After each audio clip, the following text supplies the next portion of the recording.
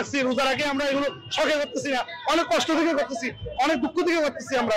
হ্যাঁ, আমাদের গাড়ি চালালে আমরা যেরকম মানে জঙ্গলের মধ্যে সিংহ আর সিংহ বাঘ যেভাবে হরিণকে দূরায়, আমরা এভাবেই দূরি, এভাবেই গাড়ি চালাই আমরা, যেন আমাদেরকে ধরতেছে আমরা হরিণ।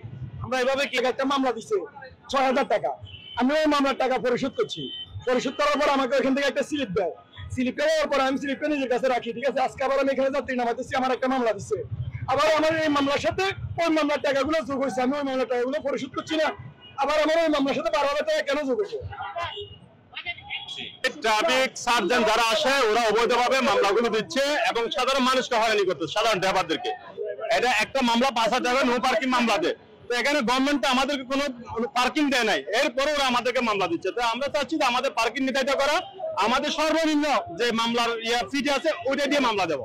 এটা আমাদের সিরিয়ালের মধ্যে গাড়ি আছে, মানে অনেকদিন ধরে হঠাৎ করে ৮০ গাড়ি ধরে ১০,০০০ টাকা ৫,০০০ টাকা মামলা বলা যায়।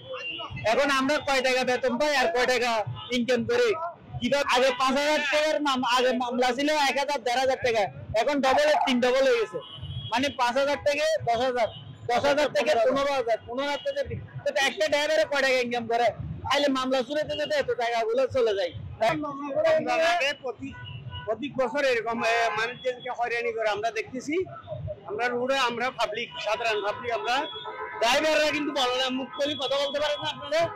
আপনাদেরকে হয়রানি পাশে ওইটা মেন রোড দিয়ে চালাইতেছে, কিন্তু কিছু বলতেছে না এরা। এদের যদি টাকা না খায় ঠিক আছে, এরকম অটো রিক্সা চালায়। এটা মানে আগে থেকে সিরিয়াল, শুধু এখন দেখেন আমার জন্ম থেকে দেখতেছেন টেম্পুগুলি সিরিয়ালে। সিরিয়াল না লাগার জন্য দাঁড়িয়ে কাগজপত্র কমপ্লিট গাড়ি, তো ওইখানে দাঁড়িয়ে বলছে কি কাগজটা দেখবো। তো এই কাগজটা দেখে আমরা নো পার্কিং একটা মামলা ঢুকেছি। মামলার পার্কিং মামলা হয়েছে ২,৫০০ টাকা, ওখানে ডবল মামলা আসছে ৫,০০০ টাকা। এটাই কোথায়, এটাই আমাদের প্রশ্ন। আমাদের গাড়িগুলো যাবে কই?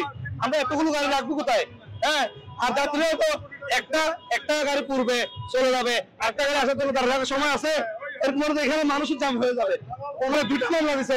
এবার এই মার্চের ১৩ তারিখে আমাকে মামলা দিছে, মার্চের ১৩ তারিখ মামলা দিছে। এপ্রিলের ২৪ তারিখ আমার ছেলে হয়েছে। আমি বলছি স্যার আমার ছেলে সরকার করেছে, আমাকে মামলা দিন। গত মাসে ১৩ তারিখে মামলা খাইছি, মামলা নাই, আমাকে মামলাই দিয়ে দিল।